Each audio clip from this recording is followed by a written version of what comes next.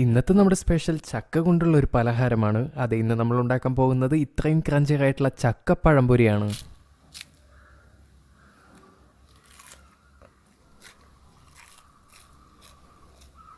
അതെ, ഇത്രയ്ക്കും ക്രഞ്ചി ആയിട്ടുള്ള ഈ ചക്ക പഴംപൊരി നമുക്ക് വീട്ടിലുണ്ടാക്കുന്നത് എങ്ങനെയെന്ന് നമുക്ക് നോക്കാം. ആദ്യമായി ഇതിലേക്ക് നമുക്ക് 1 കപ്പ് മൈദ ചേർത്ത് കൊടുക്കാം. ഇനി അടുത്തതായി ഞാൻ ചേർക്കാൻ പോകുന്നത് അരിപ്പൊടിയാണ്. 1/2 കപ്പ് അരിപ്പൊടി നമുക്ക് ഇതിലേക്ക് ഇനി ചേർത്ത് കൊടുക്കാം. ഇനി അടുത്തതായി ഞാൻ ചേർക്കാൻ പോകുന്നത് 1 ടേബിൾ സ്പൂൺ പഞ്ചസാരയാണ്. ഇതിനോടൊപ്പം തന്നെ ഞാൻ 1/4 ടേബിൾ സ്പൂൺ ഉപ്പുപൊടിയെ കൂടിയും ചേർത്ത് കൊടുക്കുന്നുണ്ട്.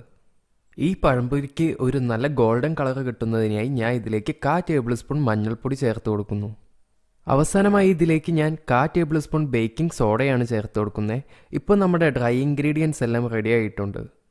ഈ പഴംപൊരി ഉണ്ടാക്കുന്നതിനായി ഞാൻ ഇതിലേക്ക് 1/2 കപ്പ് അരിപ്പൊടി ചേർത്തിരുന്നു. അരിപ്പൊടി ചേർത്താലാണ് നമ്മുടെ പഴംപൊരി കൂടുതൽ ക്രിസ്പിയർ ആയിരിക്കുള്ളൂ. നമുക്ക് ഈ ഡ്രൈ ഇൻഗ്രീഡിയൻസ് എല്ലാം കുറച്ച് വെള്ളം ഉപയോഗിച്ച് നല്ല സോഫ്റ്റ് ആയിട്ടുള്ള ഒരു മാവിൻ്റെ പരുവത്തിലാക്കിയെടുക്കാം.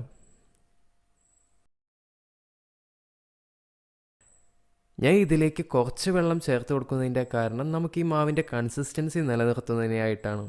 അപ്പോൾ നമ്മൾ ഈ കുറച്ച് വെള്ളം ചേർത്ത് കൊടുക്കുമ്പോൾ ഈ മാവ് നല്ല സോഫ്റ്റർ ആയിട്ട് നമുക്ക് കുഴച്ചെടുക്കാൻ സാധിക്കും. ഞാൻ ഈ റെസിപ്പിയിൽ ഏകദേശം 400 ml വെള്ളം ചേർത്തിട്ടുണ്ട്. നമുക്ക് ഈ മാവ് ഇതേപോലെ സോഫ്റ്റ് ആവുന്നത് വരെ കുഴച്ചെടുക്കാം. അങ്ങനെ നമ്മുടെ ചക്കപ്പഴംപൊരിക്ക് വേണ്ട മാവ് ഇപ്പോൾ റെഡി ആയിട്ടുണ്ട്. നമുക്കിനി ഈ മാവ് ഏകദേശം 10 തൊട്ട് 15 മിനിറ്റ് വരെ റൂം ടെമ്പറേച്ചറിൽ മാറ്റിവെക്കാം. ഇനി നമുക്ക് ചക്കപ്പഴംപൊരിക്ക് വേണ്ട ഈ ചക്ക എങ്ങനെ നേരാക്കിയെടുക്കുന്നതെന്ന് നോക്കാം. ഈ ചക്കച്ചുളയിലെ ചക്കയുടെ ഈ ഞാര് നമുക്ക് മാറ്റാം.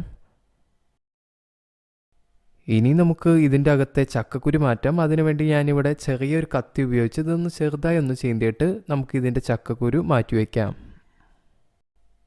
ഈ ചക്കപ്പഴംപൊരിക്ക് വേണ്ട എല്ലാ ചക്കച്ചുളയും ഞാനിപ്പോൾ റെഡിയാക്കി എടുത്തു കഴിഞ്ഞു.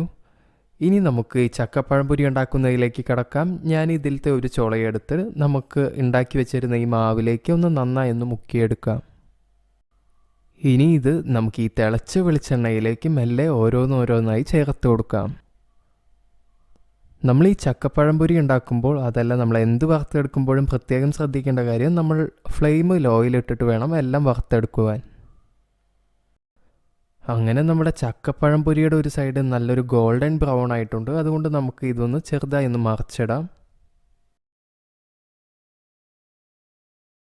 അങ്ങനെ ഇപ്പോൾ നമ്മുടെ ചക്കപ്പഴംപൊരി റെഡി ആയിട്ടുണ്ട്. നമുക്കിനി ഇത് കോരിയെടുക്കാം. നമുക്ക് ഇതിലത്തെ എല്ലാ വെളിച്ചെണ്ണയും വാർന്നതിന് ശേഷം നമുക്ക് ഇതിനി സെർവിങ് പ്ലേറ്റിലേക്ക് മാറ്റാം. ഇപ്പോൾ നമ്മുടെ ടേസ്റ്റിയർ ആയിട്ടുള്ള ഈ ചക്കപ്പഴംപൊരി റെഡി ആയിട്ടുണ്ട്. നിങ്ങളെല്ലാവരും ഈ റെസിപ്പി വീട്ടിൽ തീർച്ചയായും ട്രൈ ചെയ്ത് നോക്കണം. ഇത് വളരെ ക്രഞ്ചിയറാണ്, അതുപോലെ തന്നെ നല്ല ടേസ്റ്റിയറുമാണ്. നിങ്ങൾക്ക് എൻ്റെ ഈ റെസിപ്പി ഇഷ്ടപ്പെട്ടിട്ടുണ്ടെങ്കിൽ ലൈക്ക് ചെയ്യുക. തുടർന്ന് നിങ്ങളുടെ ഫ്രണ്ട്സിന് റിലേറ്റീവ്സിന് ഈ റെസിപ്പി ഷെയർ ചെയ്യൂ. നിങ്ങൾ എൻ്റെ ചാനലിൽ പുതിയതാണെങ്കിൽ മറക്കാതെ ഈ ചാനൽ സബ്സ്ക്രൈബ് ചെയ്യൂ. And see you on next recipe.